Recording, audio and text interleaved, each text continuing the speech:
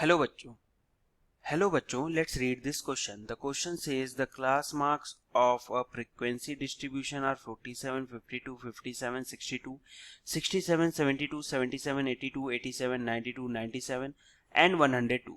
Find the class size and class limits. तो हम देखते हैं यहाँ पर की कॉन्सेप्ट क्या है. की कॉन्सेप्ट है हमारा पहला तो क्लास साइज क्या होता है. तो सिंपली है कि अगर हमारे पास क्लास मार्क्स दिए हों ए बी और सी, तो जो हमारा क्लास साइज होगा वो टू कंसिक्यूटिव क्लास मार्क्स का डिफरेंस होगा. जैसे A B C class marks हैं तो क्लास साइज लिख देंगे हम बी माइनस ए या फिर सी माइनस बी. दोनों में से कुछ भी लिखे हम सेम ही क्लास साइज मिलेगा. तो ये तो फॉर्मूला ही होगा इस क्वेश्चन के हिसाब से, पहला कॉन्सेप्ट. दूसरा कॉन्सेप्ट होगा हमारा रिलेटेड टू क्लास लिमिट. तो क्लास लिमिट्स. अब क्लास लिमिट्स में दो टर्म आते हैं. पहला होता है अपर लिमिट या फिर बोल सकते हैं अपर क्लास लिमिट, और दूसरा होता है लोअर लिमिट या फिर लोअर क्लास लिमिट. यानी एक पर्टिकुलर मार्क के लिए हमें दो लिमिट्स मिलेंगे, अपर और लोअर क्लास लिमिट्स. इसको हम कैसे निकालते हैं तो उसका ही फॉर्मूला देख लेते हैं कि अपर लिमिट का फॉर्मूला होता है क्लास मार्क, यानी जिस पर्टिकुलर क्लास मार्क के लिए हमें निकालना है, plus class size divided by 2. अब लोअर लिमिट भी देख लेते हैं. लोअर लिमिट जो होता है वो होता है class mark minus class size divided by 2. तो इससे हमें मिल जाएगा लिमिट, और क्लास साइज का भी हमने देख लिया. तो अब हम क्वेश्चन की तरफ बढ़ते हैं. तो पहले क्वेश्चन में हमें पूछा हुआ है कि क्लास साइज बताओ. तो क्लास साइज क्या हो जाएगा, किसी भी दो कंसेक्यूटिव क्लास मार्क का डिफरेंस. तो हम ले लेते हैं 52 और 47. तो 52 माइनस 47 वो बन गया हमारा 5. ठीक है.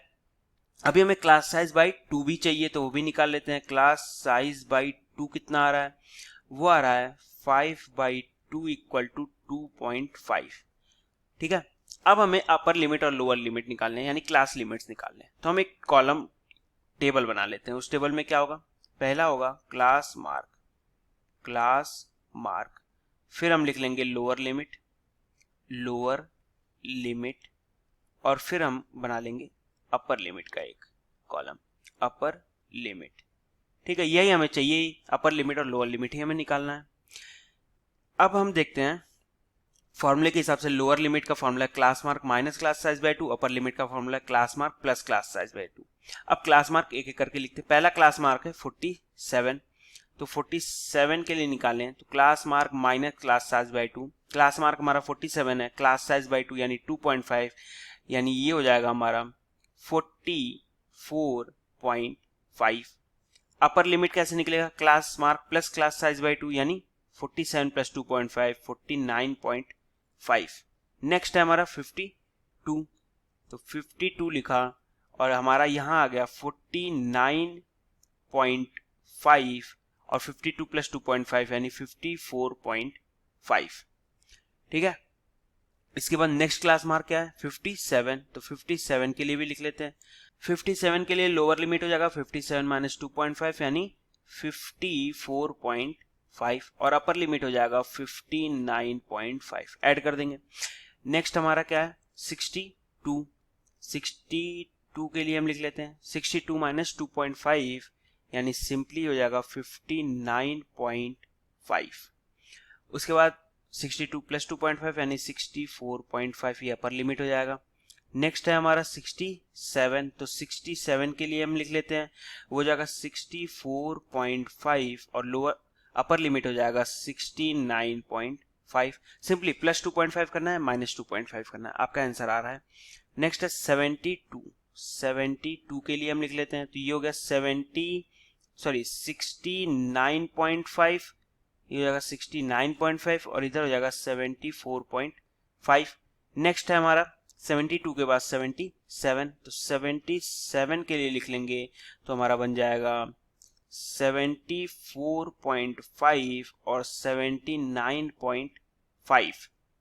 ठीक है, इसी तरह हम नेक्स्ट टेबल बनाते हैं इसके आगे के लिए अगले स्लाइड में। तो वो बन जाएगा फिर से क्लास मार्क का एक कॉलम बना लेंगे, क्लास मार्क, फिर अपर लिमिट और एक कॉलम लोअर लिमिट का, लोअर लिमिट। इसके पहले लोअर लिमिट को हमने सेकंड कॉलम में रखा था, तो वो कोई इंपॉर्टेंट नहीं है, कहीं भी आप रख सकते हो। ठीक है, तो हमने बनाया था 77 का। अब 77 के बाद क्या है 82, तो 82 किया, 82 प्लस 2.5 यानी 84.5 और 82 माइनस 2.5 यानी 79.5। उसके बाद क्या है हमारा 87, तो 87 के लिए बना दिया 87 प्लस 2.5 यानी 89.5 और 84.5 लोअर लिमिट हो गया। इसके बाद है हमारा 87 के बाद 92, तो 92 के लिए हम लिख लेते हैं 94.5 और 89.5। फिर उसके बाद हमारा क्या है 97, तो 97 के लिए हमारा बन गया 99.5 और यहां पर बन जाएगा 94.5।